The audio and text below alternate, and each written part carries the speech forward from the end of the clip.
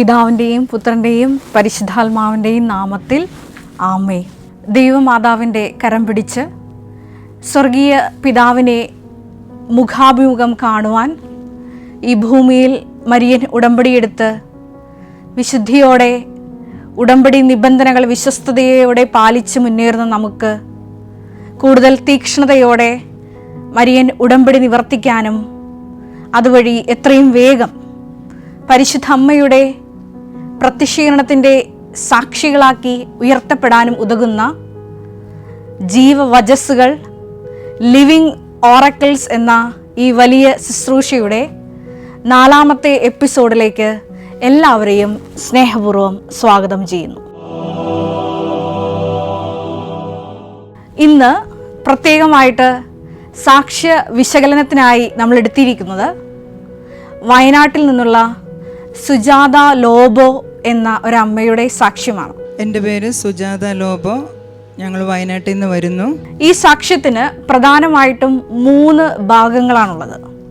ഒന്നാമതായിട്ട് കുടുംബത്തിൽ തന്നെ പെട്ട കുഞ്ഞുങ്ങളുടെ ആധ്യാത്മിക ഉന്നമനത്തിനായി ഒരമ്മ വെച്ച നിയോഗത്തിന്മേൽ അഖണ്ഡ ജപമാല മഹാറാലിയുടെ അഭിഷേകം സ്വീകരിച്ച കുഞ്ഞുമക്കളുടെ വലിയ വിശ്വാസ ബോധ്യ അനുഭവങ്ങൾ. 2ാമത്തെ ഭാഗത്തിൽ പ്രധാനമായിട്ടും വരുന്നത് കൃപാസനം മരിയൻ പ്രത്യക്ഷീകരണ സന്ദേശവുമായി ഉൾച്ചേർന്നു പോകുന്ന വലിയൊരു ദൈവാനുഭവമാണ്. 3ാമത്തെ ഭാഗത്തിൽ ഈ സാക്ഷ്യത്തിൽ വരുന്നത് ദൈവപിതാവിൻ്റെ പ്രത്യേക പഠിപ്പിക്കലുമാണ്.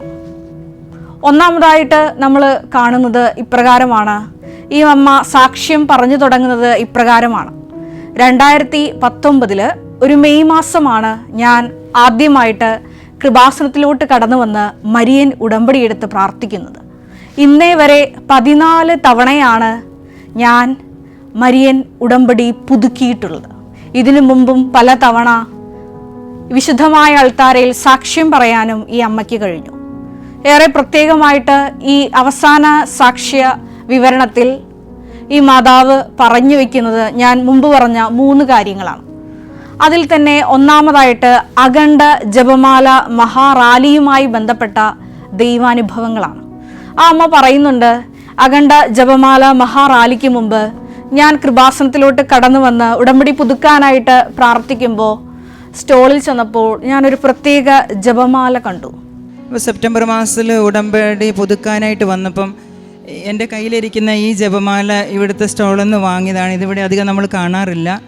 എന്നാൽ ആ ജപമാല കണ്ടപ്പോൾ സ്റ്റോളിലുള്ള പിള്ളേരും ഭർത്താവും പറഞ്ഞു ഇത് മേടിച്ചോളാൻ. ആരോ എൻ്റെ കയ്യിലിത് അമ്മ തന്നെ വാങ്ങി വെച്ച് തരുന്നത് പോലെ എനിക്ക് ജപമാല കയ്യിലെടുത്തപ്പം അമ്മയുടെ കയ്യിൽ പിടിക്കുന്ന ഒരു അനുഭവം. അപ്പോൾ സ്റ്റോളിൽ നിന്ന സഹോദരിമാർ ഈ അമ്മയോട് പറഞ്ഞു, ഇത് അമ്മ എടുത്തോ. അപ്പോൾ ഉള്ളിൽ നിന്ന് ഈ മകള് ഒരു സ്വരം കേൾക്കുകയാണ്, നീ ഈ ഒരു അഖണ്ഡ ജപമാല റാലിക്ക് ഈ ഒരു ജപമാലയുമായിട്ടാണ് കടന്നു വരേണ്ടത് എന്ന്. അത് പരിശുദ്ധ ദൈവമാതാവ് നേരിട്ട് കൊടുത്ത ഒരു ക്ഷണക്കത്തായിരുന്നു. കാരണം കഴിഞ്ഞ ദിവസങ്ങളിൽ ഇതേപോലെ ഒരമ്മ, ചേർത്തലയിൽ നിന്നുള്ളൊരമ്മ സാക്ഷ്യത്തിൽ പറഞ്ഞത് ഇപ്രകാരമാണ്. അതായത് 4 തവണയാണ് ഒരു ദിവസം എൻ്റെ മൊബൈൽ കയ്യിൽ നിന്ന് നിലത്ത് വീണത്.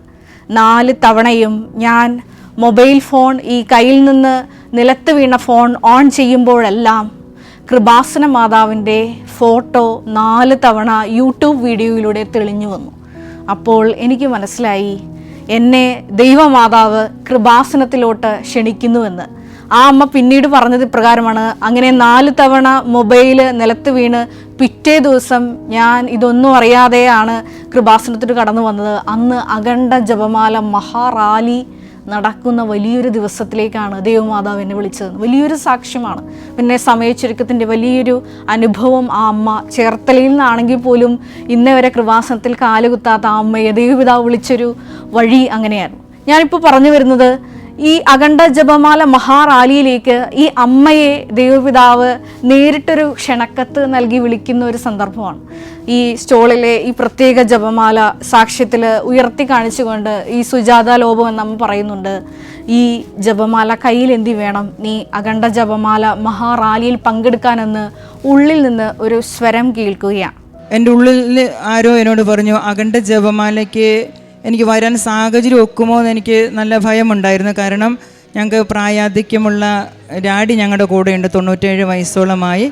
അതുകൊണ്ട് കുട്ടികളൊക്കെ ഉള്ളത് കൊണ്ട് ഞങ്ങൾക്ക് അങ്ങനെ ഉറപ്പായിട്ടും വരുമോ എന്ന്, വരാൻ ആഗ്രഹമുണ്ടെങ്കിലും വരാൻ പറ്റുമോ എന്നുള്ള സംശയം എൻ്റെ മനസ്സിലുണ്ടായിരുന്നു. അപ്പോഴാണ് ഈ ജപമാല എൻ്റെ കൈ കിട്ടുകയും ഈ ജപമാല ഞാൻ തൊട്ടപ്പോൾ ഇത് പരിശുദ്ധ അമ്മയുടെ കരമാണിതെന്ന് ഉള്ളൊരു ഫീലിംഗ് എനിക്ക് വരികയും, നീ അഖണ്ഡ ജപമാലയ്ക്ക് വരുമ്പം ഈ ജപമാലയാണ് കൊണ്ടുവരേണ്ടതെന്നൊരു സ്വരവും ഞാൻ കേൾക്കുകയുണ്ടായി. തുടർന്നുള്ള ദിവസങ്ങളിൽ ഈ അമ്മ പറഞ്ഞു വെക്കുന്നുണ്ട്, അമ്മയ്ക്ക് കുറച്ച് ശാരീരികമായിട്ടുള്ള അസുഖങ്ങളുണ്ട്. അസുഖങ്ങൾ ഇതാണ്, യൂട്രസും ബ്ലാഡറും ഒക്കെ താഴോട്ട് ഇറങ്ങി വരുന്നൊരവസ്ഥ.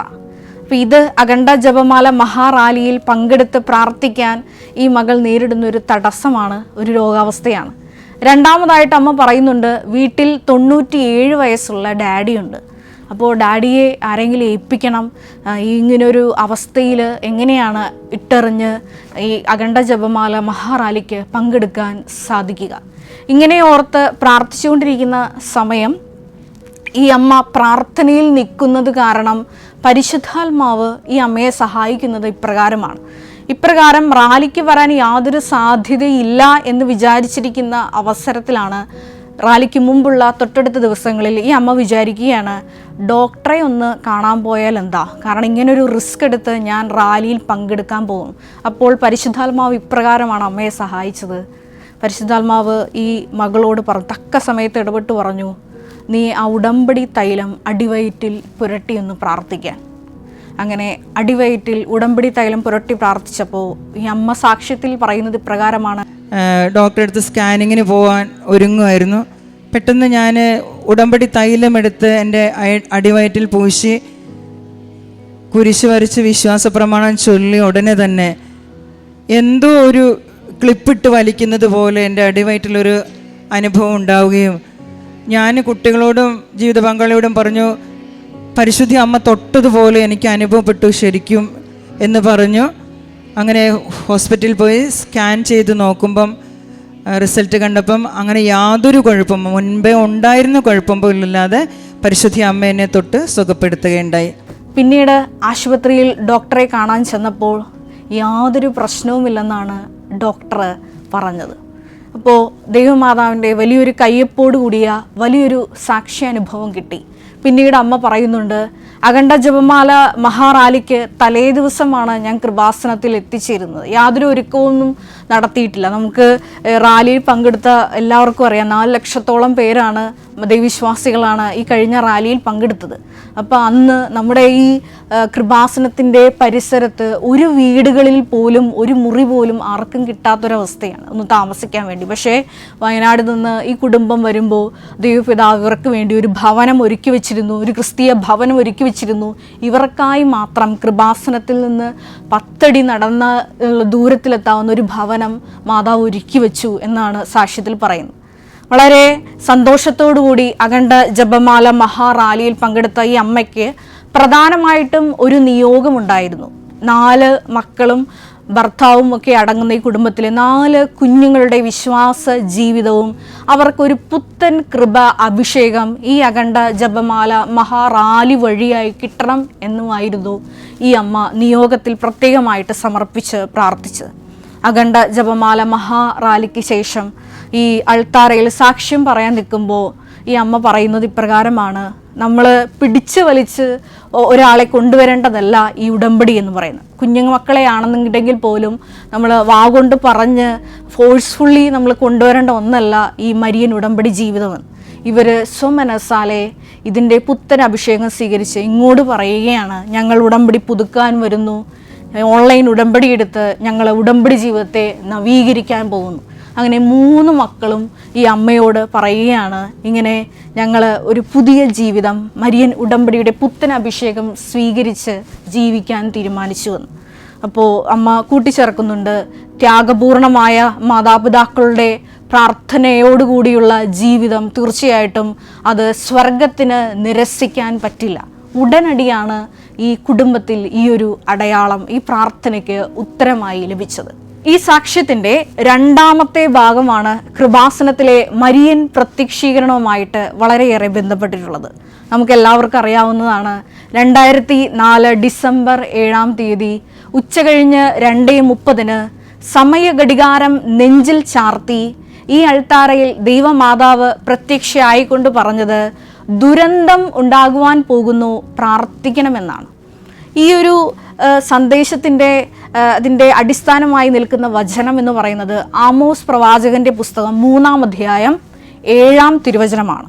ദൈവമായ കർത്താവ് തൻ്റെ ദാസരായ പ്രവാചകർക്ക് വെളിപ്പെടുത്താതെ ഒന്നും തന്നെ ചെയ്യുന്നില്ല. അതായത് വരാൻ പോകുന്ന കാര്യങ്ങൾ തൻ്റെ ദാസരായ പ്രവാചകന്മാർക്ക് വെളിപ്പെടുത്താതെ, മുൻകൂട്ടി പറഞ്ഞു കൊടുക്കാതെ ദൈവം ഒന്നും ചെയ്യുന്നില്ല. അതാണ് ആമോസ് പ്രവാചകന്റെ പുസ്തകത്തിൽ 3-ാം അധ്യായം 7-ാം തിരുവചനം. ഇവിടെ ഈ അമ്മ പറയുന്നത് ഇപ്രകാരമാണ്. ഈ അമ്മ താമസിക്കുന്ന സ്ഥലം വയനാട് എന്ന സ്ഥലമാണ്. നമുക്കെല്ലാവർക്കും അറിയാം അവിടുത്തെ ഉരുൾപൊട്ടലും പ്രളയവും ദുരന്തവുമെല്ലാം. അപ്പോൾ ഈ ഒരു ദുരന്തം സംഭവിക്കുന്നതിന് 3 മാസം മുൻപേ തന്നെ ദൈവമാതാവ് സ്വർഗം ഈ മകളോട് വലിയ പ്രാർത്ഥന ആവശ്യപ്പെട്ടു എന്നാണ് സാക്ഷ്യത്തിൽ പറയുന്നത്. രണ്ടാമത്തെ ഈ സാക്ഷ്യത്തിൻ്റെ ഹൈലൈറ്റ് എന്ന് പറയുന്നതാണ്. ഈ അമ്മ പറയുന്നുണ്ട്, 10 മണിയാകുമ്പോൾ എൻ്റെ ഭവനത്തിലെ എല്ലാവരും ഉറങ്ങാൻ പോകും. പക്ഷേ എന്നോട് ദൈവമാതാവ് പറഞ്ഞത് ഇപ്രകാരമാണ്, പ്രാർത്ഥനയിൽ തന്നെ ആയിരിക്കുക. രാത്രി 10 മണി മുതൽ 12 മണി വരെ വീട്ടിലെ കെടാവിളക്കിൽ ഉടമ്പടി തൈലം പകർന്നുകൊണ്ട് ഈ അമ്മ പ്രാർത്ഥനയിൽ തന്നെയായിരുന്നു. 10 മണി തൊട്ട് 12 മണി വരെ തീക്ഷ്ണമായി പ്രാർത്ഥനയിൽ ഇരുത്തും. 12 മണിക്ക് ക്ലോക്കിലെ സൂചി ഒന്നിച്ച് വരുന്ന സമയത്ത് എന്നോട് പറയും, ആ സമയത്ത് എന്നെ പ്രത്യേകം ഒരു സ്വരമായിരിക്കും, സാഷ്ടാംഗം പ്രണമിച്ച് പ്രാർത്ഥിക്കുക, പ്രകൃതിയെ പ്രപഞ്ച സൃഷ്ടാവിനെ സമർപ്പിച്ച് പ്രാർത്ഥിക്കുക എന്ന്. ഇങ്ങനെ പ്രാർത്ഥിക്കുമ്പോഴെല്ലാം ഈ അമ്മയുടെ കണ്ണിൽ നിന്ന് ധാരധാരയായി കണ്ണുനീരൊഴുകിക്കൊണ്ടിരുന്നു എന്നാണ് ഈ അമ്മ സാക്ഷ്യത്തിൽ പറയുന്നത്. അമ്മ ദൈവത്തോട് ചോദിച്ചിട്ടുണ്ട്, ഇത് എന്തിനാണ് എന്നോട് ഇപ്രകാരം പ്രാർത്ഥന ആവശ്യപ്പെടുന്നത് എന്ന്. അപ്പോൾ ഉത്തരം കിട്ടിയത് ഇപ്രകാരമാണ്, ഇത് സ്വർഗത്തിൻ്റെ നിയോഗമാണ്, ഇത് കന്യകാമറിയത്തിൻ്റെ നിയോഗമാണെന്നുള്ളൊരു സ്വരം മാത്രം കേൾക്കും. പ്രാർത്ഥിച്ചുകൊണ്ടേയിരുന്നു. പിന്നീട് അമ്മ പറയുന്നുണ്ട്, വയനാട് മേപ്പാടി സൈഡിൽ ഉരുൾപൊട്ടൽ ദുരന്തം സംഭവിക്കുന്നതിന് തലേ രാത്രി ദൈവപിതാവ് തന്നെ ഈ മകളെ സ്വപ്നത്തിലൂടെ ഈ ദുരന്തം സംഭവിക്കാൻ പോകുന്ന സ്ഥലത്തോട്ട് കൂട്ടിക്കൊണ്ടുപോയി. ഉരുൾപൊട്ടലുണ്ടാകുന്നതിൻ്റെ തലേ ദിവസം രാത്രി മാതാവ് ആ ഉരുൾപൊട്ടുന്ന ആ സ്ഥലത്ത് സ്വപ്നത്തിൽ എന്നെ കൊണ്ടുപോവുകയും അവിടെയുള്ള സുവിശേഷമൊന്നും അധികം എത്താത്തൊരു സ്ഥലത്ത്, സാധാരണക്കാരായ മനുഷ്യർ ജീവിക്കുന്ന ഒരു സ്ഥലത്ത് ഞാൻ പോകുന്നു. എൻ്റെ ജീവിത പങ്കാളിയുണ്ട്, 2 സിസ്റ്റേഴ്സുണ്ട്. ഞാൻ അവിടെ പോയി സുവിശേഷം പ്രസംഗിക്കുന്നു. പക്ഷെ പലരും എന്നെ ശ്രദ്ധിക്കുന്നില്ല.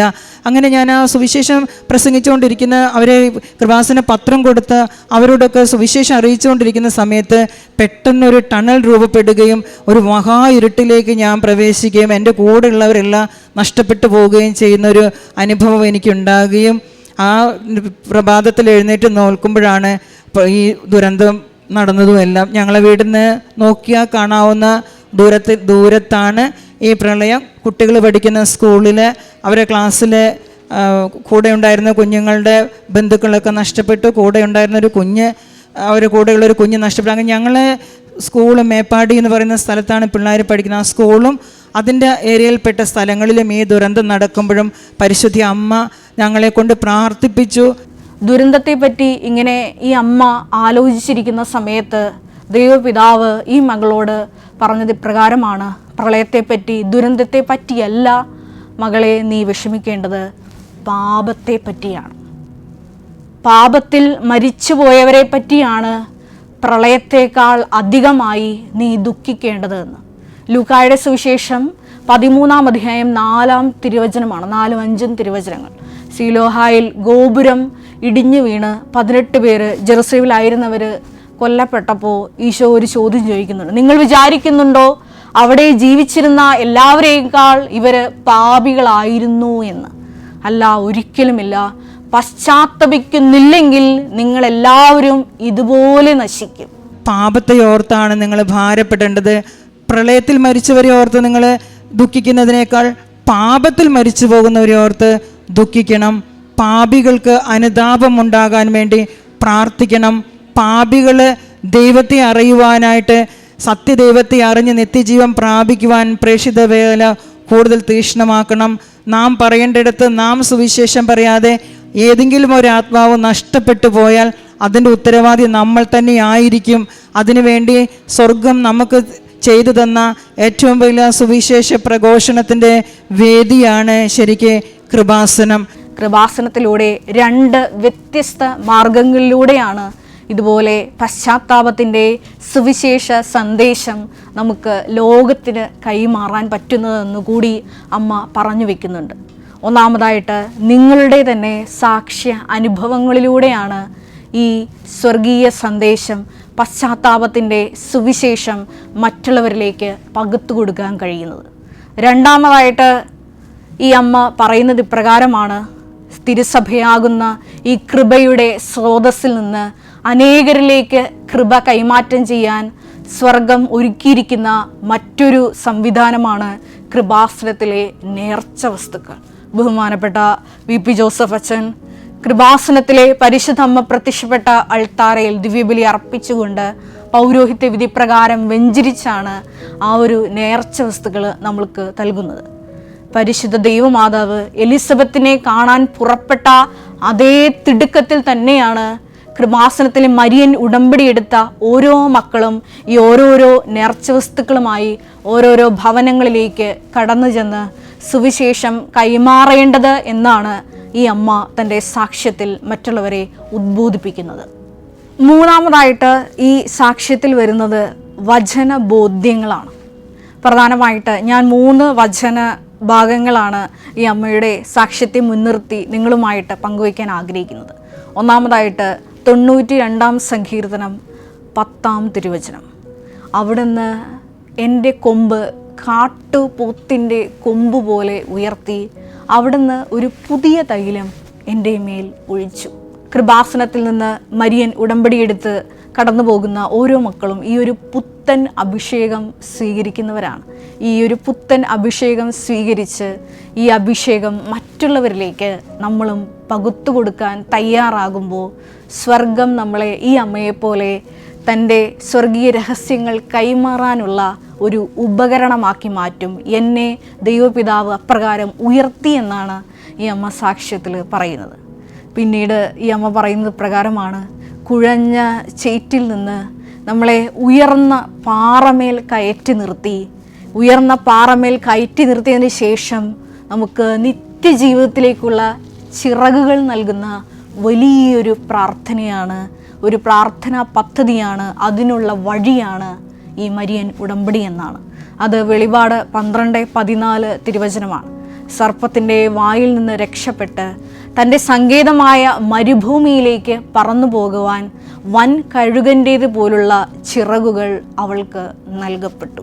ഈ ഒരു ചിറകുകൾ സ്വീകരിച്ചുകൊണ്ടാണ് മരിയൻ ഉടമ്പടിയെടുത്ത് പ്രാർത്ഥിക്കുന്ന നമ്മളും വിനയത്തിൻ്റെയും സമർപ്പണത്തിൻ്റെയും ചിറകുകൾ സ്വീകരിച്ചാണ് ഈ സമയ ചുരുക്കം എന്ന വലിയ കൃപ പ്രാപിക്കുന്നത്. മൂന്നാമതായിട്ട് ഈ അമ്മ പറയുന്നത് ഇപ്രകാരമാണ്: അനുഗ്രഹങ്ങൾ വാരിക്കൂട്ടാനുള്ള ഒരു പദ്ധതിയല്ല കൃപാസനം എന്നത്. അത് പുത്രൻ്റെ മണവാട്ടിയാകാൻ യോഗ്യത ലഭിക്കുവാൻ നമ്മെ ഒരുക്കുന്ന സ്വർഗത്തിൻ്റെ ഒരു പദ്ധതിയാണ് മരിയൻ ഉടമ്പടി എന്നതാണ്. അത് വെളിപാടിൻ്റെ പുസ്തകം 19-ാം അധ്യായം 7-8 തിരുവചനങ്ങളാണ്. കുഞ്ഞാടിൻ്റെ വിവാഹം സമീപിച്ചിരിക്കുന്നു. ശോഭയേറിയതും മൃദുലവുമായ വസ്ത്രം അവൾക്ക് നൽകപ്പെട്ടിരിക്കുന്നു. അത് വിശുദ്ധരുടെ സൽപ്രവൃത്തികളാണ്.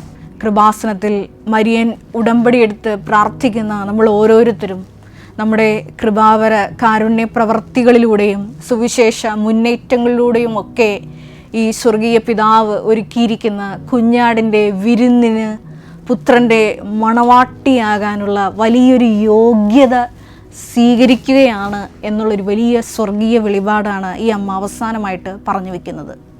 ഈ ഒരു സാക്ഷ്യം പ്രത്യേകമായിട്ട് ഇന്ന് നമ്മൾ വിശകലനം ചെയ്യുമ്പോൾ നമുക്ക് പ്രത്യേകമായിട്ട് പ്രാർത്ഥിക്കാം. കൂടുതൽ നിബന്ധനകളോടെ കൂടുതൽ വിശ്വസ്തയോട് കൂടിയിട്ട് ഉടമ്പടി നിബന്ധനകൾ പാലിച്ച് സ്വർഗീയ പിതാവിൻ്റെ രഹസ്യം സ്വീകരിക്കാൻ തക്ക വിധത്തിൽ നമ്മളെ തന്നെ ഒരുക്കുവാനുള്ള വലിയ കൃപയ്ക്ക് വേണ്ടി നമുക്ക് പ്രാർത്ഥിക്കാം. ഒരു നിമിഷം നമുക്ക് കണ്ണുകളടയ്ക്കാം. ദൈവപിതാവേ, പ്രത്യേകമായിട്ട് ഈ മരിയൻ ഉടമ്പടിയിൽ ഞങ്ങളെ പങ്കാളികളാക്കിയതിന് നന്ദി പറയുന്നു.